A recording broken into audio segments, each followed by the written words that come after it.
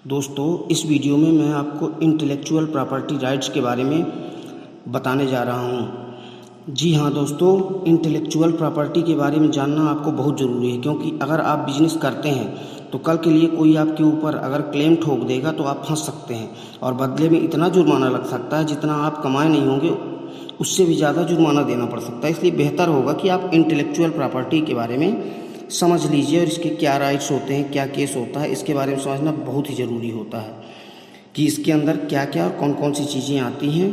तो intellectual property के अंदर दोस्तों 5 चीज़ें आती हैं। पहले आता है कॉपीराइट, और कॉपीराइट आपको जानना बहुत ज़रूरी होता है। ये मैक्सिमम लोग अगर इन्फ्रिंगमेंट करते हैं तो कॉपीराइट की इन्फ्रिंगमेंट कर देते हैं। जैसे यूट्यूब का कॉपीराइट होता है, और जैसे कोई बुक पब्लिश करता है तो उसका कॉपीराइट होता है। जैसे जो लेखक होता है वो कॉपीराइट करवाता है, और मान लीजिए अगर उस लेखक की कोई बुक अगर कॉपी करके मार्केट में निकाल दिया तो कॉपीराइट लॉ के तहत उसके ऊपर वो लेखक केस कर सकता है और पेनाल्टी भी हो सकती है, और जितनी वो चाहे पेनाल्टी वो दावा ठोक सकता है।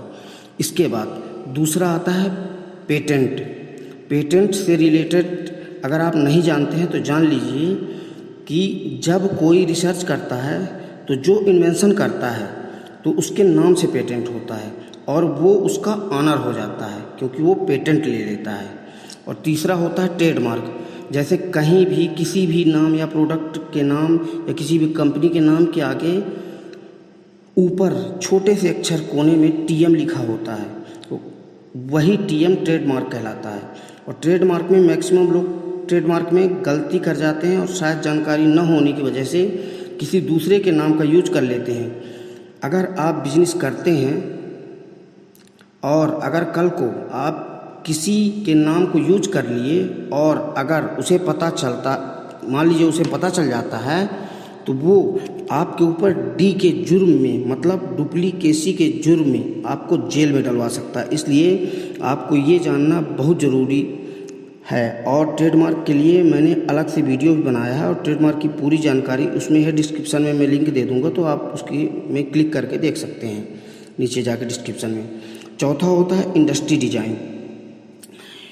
इंडस्ट्री डिज़ाइन दोस्तों, जैसे कि किसी भी इंडस्ट्री का जो अपना मॉडल होता है उसका जो लॉ होता है वही इंडस्ट्री डिज़ाइन होता है। पांचवा होता है दोस्तों, ये सारे इंटेलेक्चुअल प्रॉपर्टी के अंतर्गत आते हैं। पांचवा होता है जियोग्राफिकल इंडिकेशन। जैसे कि कुछ समय पहले चीन भी बोल रहा था कि इंडिया की कुछ ज़मीन उसके नक्शे में शो होता है।